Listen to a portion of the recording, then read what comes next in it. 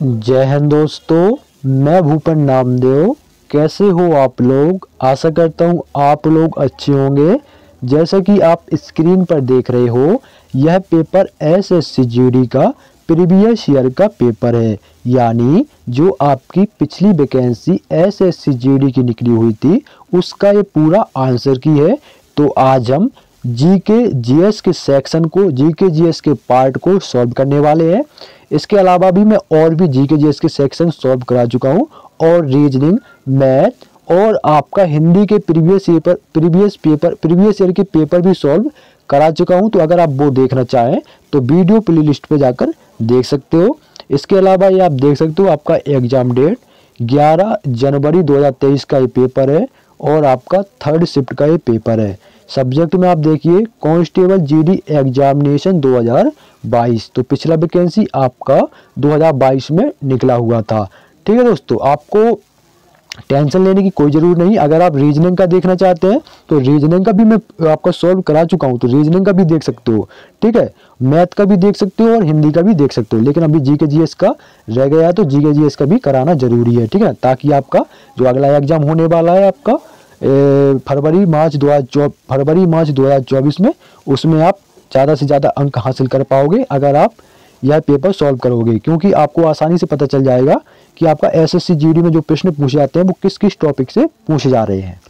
तो आप देख सकते हो section part B, general knowledge and general awareness. तो आपका ये जीके जीएस का सेक्शन आ चुका है, और उसका जो पहला प्रश्न है वो आप देख सकते हो। अगर आपको साफ नहीं दिख रहा हो तो वीडियो को फुल स्क्रीन पर कर लो, ताकि आपको बिल्कुल साफ साफ दिख पाए। तो पहला प्रश्न है आपका, भारत में हरित क्रांति का पहला चरण डैश के दशक के मध्य से डैश के दशक के मध्य तक था। तो आपका जो पहला हरित क्रांति का चरण हुआ था वो 1960 से, कब से? 1960 से लेकर 1970 तक। कब तक? 1960 से लेकर 1970 के मध्य तक था। तो ऑप्शन 4 आपका बिल्कुल सही होगा। ठीक है, अगला देखिए, एक प्रश्न और पूछा जाता है, इसी से रिलेटेड है, कि आपका प्रथम पंचवर्षीय योजना कब हुई थी। तो प्रथम पंचवर्षीय योजना आपकी 1951 से स्टार्ट हुई थी। ठीक है, ये प्रश्न पूछा जा रहा है एसएससी जी ने बहुत बार।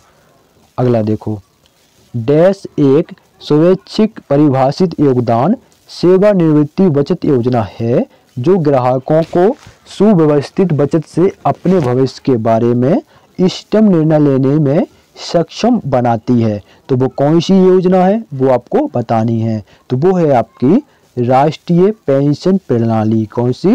राष्ट्रीय पेंशन प्रणाली। तो ऑप्शन 4 आपका बिल्कुल सही होगा। तो ये आप खुद देख सकते हो, आपका एसएससी जीडी में इस टॉपिक से प्रश्न पूछे जा रहे हैं, वैसे ही आपको अच्छे से कवर करना है, और ये प्रश्न रिपीट भी आपके होते रहते हैं। अगला देखिए, भारत में 10 की जनगणना कराने की जिम्मेदारी किस मंत्रालय की होती है। तो जो आपकी 10 की गणना होती है वो आपकी जिम्मेदारी गृह मंत्रालय, किसकी? गृह मंत्रालय या होम मिनिस्ट्री की रहती है। तो ऑप्शन 1 आपका बिल्कुल सही होगा। अपने भारत देश के वर्तमान के होम मिनिस्टर कौन है ये आपको बताना है, तो वो है आपके अमित शाह है। अगला देखिए, अगला प्रश्न आपका करंट अफेयर्स से है, 1 मई 2022 से नीति आयोग के नए उपाध्यक्ष के रूप में पदभार किसने संभाला। तो आपके जो नए उपाध्यक्ष हैं नीति आयोग के, वो हैं आपके सुमन बेरी। कौन है? सुमन बेरी। तो ऑप्शन 4 आपका बिल्कुल सही होगा। इसके अलावा जो नीति आयोग के अध्यक्ष होते हैं वो कौन होते हैं? देश के प्रधानमंत्री होते हैं।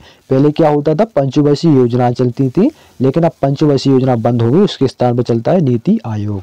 मतलब इतना नीति बनाएंगे कि हम 5 वर्षों में ये कार्य करेंगे, या आपका 1 साल में इतना कार्य करेंगे। जो पंचवर्षीय योजना होती थी तो 5 साल में वो बनाते थे कि 5 साल में हमको इतना कार्य करना है। अगला देखो, 2019 में भारत 1.5 मिलियन टन इस्पात का विनिर्माण कर संसार में कच्चा इस्पात उत्पादकों में दूसरे स्थान पर था।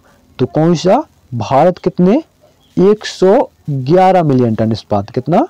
111 मिलियन टन। तो उसका वजन पूछा है, तो आपका 111 मिलियन टन। तो ऑप्शन 2 बिल्कुल सही होगा। अगला देखो, एशियाई खेल 2018 का आयोजन निम्नलिखित में से किस देश में किया गया था? तो जो आपके एशियाई खेल 2018 में हुए थे उनका आयोजन इंडोनेशिया में किया गया था। कहाँ पर? इंडोनेशिया में। अगला देखिए, कोशिका आकार का निम्नलिखित में से कौन सा युग्म सही है? तो आपको बताना है। पहला है आपका लाल रक्त कोशिकाएं गोलाकार होती हैं, बिल्कुल आपका ये सही है। दूसरा देखिए, पेशी कोशिकाएं तुर्क रूपी होती हैं, ये भी बिल्कुल सही है। तो आपका ऑप्शन 2 में देखिए दिया गया है 1 तथा 2 दोनों आपकी ये सही है। तो आपका ऑप्शन 2 बिल्कुल सही होगा। ये आपने हाई स्कूल में भी पढ़ा होगा। ठीक है, अगला देखो, हेमिस पर्व मुख्य रूप से डैश में मनाया जाता है।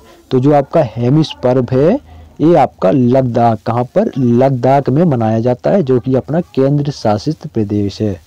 अगला देखिए, पुरुषों की श्रेणी में फेंके जाने वाले डिस्कस में प्रयुक्त डिस्कस का व्यास और वजन कितना होता है?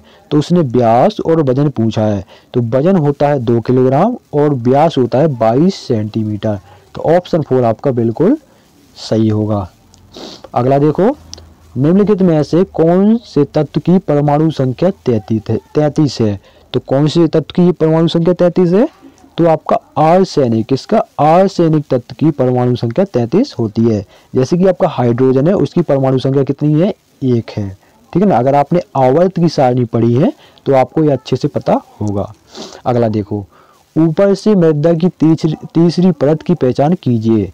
तो ऊपर से जो मृदा होती है, मिट्टी होती है, वो आधा स्तरीय अपक्षेद आधारित चट्टान है। ठीक है ना, होती है। तो ऑप्शन 1 आपका बिल्कुल सही होगा। अगला देखो, निम्नलिखित में से कौन सा कर्तव्य भारतीय संविधान में 42वें संशोधन द्वारा नहीं जोड़ा गया है? तो वो कौन सा मौलिक कर्तव्य है? वो है आपका 6 से 14 वर्ष की आयु के बीच बच्चे या प्रतिपाल को शिक्षा के अवसर प्रदान करना। ये जो है आपका मौलिक कर्तव्य में नहीं जोड़ा गया है। तो ऑप्शन 2 बिल्कुल सही होगा। अगला देखो, सितंबर 2022 में भारतीय रिजर्व बैंक द्वारा यस बैंक के गैर कार्यकारी अंशकालिक अध्यक्ष के रूप में किसे मंजूरी दी गई? तो किसको मंजूरी मिली है? तो वो है आपके रामा सुब्रमण्यम गांधी को। किसको? रामा सुब्रमण्यम गांधी। तो ऑप्शन 2 बिल्कुल सही होगा। अगला देखिए, 1971 के भारत पाक युद्ध के समय कौन सी पंचवर्षीय योजना भारत में चल रही थी? तो जब आपका 1971 का युद्ध हुआ था तब आपकी चौथी पंचवर्षीय योजना चल रही थी। कौन सी? चौथी पंचवर्षीय योजना। तो ऑप्शन 4 आपका बिल्कुल सही होगा। ठीक है ना। और 1971 की लड़ाई में ही आपका बांग्लादेश जो है वो आपका पाकिस्तान से अलग हुआ था। अगला देखो, गौप, क्या? गौप नृत्य किस राज्य का प्रसिद्ध लोक नृत्य है? तो जो आपका गौप नृत्य है वो आपका गोवा राज्य का प्रसिद्ध लोक नृत्य है। तो ऑप्शन 2 बिल्कुल सही होगा। अगला देखो, डैश के पास भारत में बैंक नोट जारी करने का एकमात्र अधिकार है। तो किसके पास है? सभी लोग जानते हैं, सभी के पास नोट होता है और उसमें नाम भी दिया रहता है। तो कौन सी बैंक है? वो है आपकी भारतीय रिजर्व बैंक। कौन सी? भारतीय रिजर्व बैंक। इसकी स्थापना 1935 में हुई थी। ठीक है। इसका मुख्यालय पहले कहाँ पर था? कलकत्ता में था, वर्तमान में मुंबई में। ये पूछा जाता है कि आपका RBI का मुख्यालय कहाँ? तो कहाँ पर? मुंबई में। अगला देखो, अपर्णा सातीशन को किस नृत्य शैली में उत्कृष्ट प्रदर्शन के लिए प्रतिष्ठित भरत शास्त्र नृत्य प्रवीण राष्ट्रीय पुरस्कार से सम्मानित किया गया? तो कौन सी नृत्य शैली है? वो है आपकी कुचिपुड़ी। कौन सी? कुचिपुड़ी। तो ऑप्शन 1 आपका बिल्कुल सही होगा। इसके अलावा आपका प्रश्न पूछा जाएगा कि कुचिपुड़ी किस राज्य का शास्त्रीय नृत्य है? तो किस राज्य का है? ये आंध्र प्रदेश का है। ठीक है। और भरतनाट्यम कहाँ का है? ये आपका तमिलनाडु का है। कथकली आपका केरला का है। और जी आपका लावड़ी जो है ये मेरे ख्याल से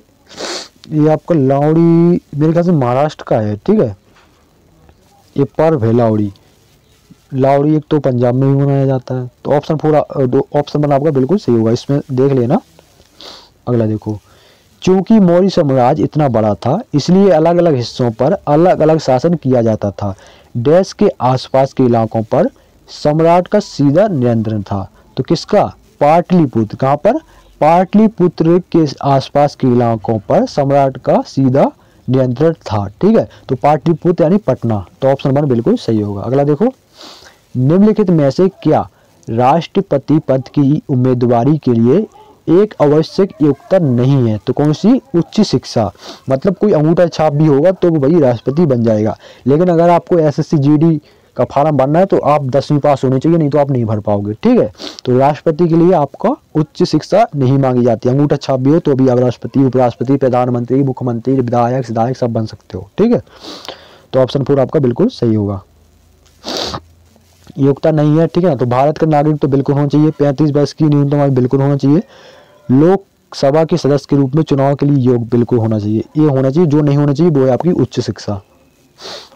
ठीक है, अगला और आखिरी प्रश्न, खलीफा की तात्कालिक शक्तियों की रक्षा के लिए डैश में बम्बई एक खिलाफत समिति का गठन किया गया था।